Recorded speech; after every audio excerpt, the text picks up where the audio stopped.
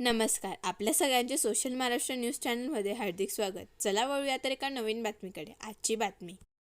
धुळे शहर विधानसभा मतदारसंघाची निवडणूक अत्यंत चुरशीची झाल्याचे पाहायला मिळाले असून धुळे शहर विधानसभा मतदारसंघातून भाजपचे अनुप अग्रवाल तर दुसरीकडे शिवसेना उद्धव बाळासाहेब ठाकरे पक्षाचे अनिल गोटे, समाजवादी पार्टीचे इर्शाद जहागीरदार तर MIMचे डॉक्टर फारुख शाह यांच्या चौरंगी लढत होत असून यामुळे विविध राजकीय चर्चा रंगू लागल्या आहेत.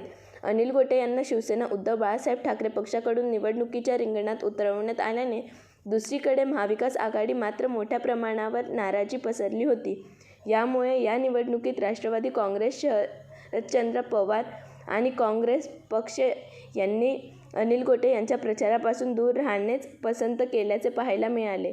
आता दुसरीकडे भाजपचे अनुप अग्रवाल हे निवडणुकीच्या रिंगणात उतरल्याने हिंदू मतदारांचे मोठ्या प्रमाणावर विभाजन होणार असल्याचे सांगण्यात येत आहे. तसेच MIM आणि समाजवादी पार्टीने मुस्लिम उमेदवार दिल्याने मुस्लिम मतदारांचे देखील मोठ्या प्रमाणावर विभाजन होणार असून या मतांच्या विभाजनाचा कुणाला फायदा होणार आणि कुणाला फटका बसणार हे येत्या 23 तारखेला स्पष्ट होणार आहे.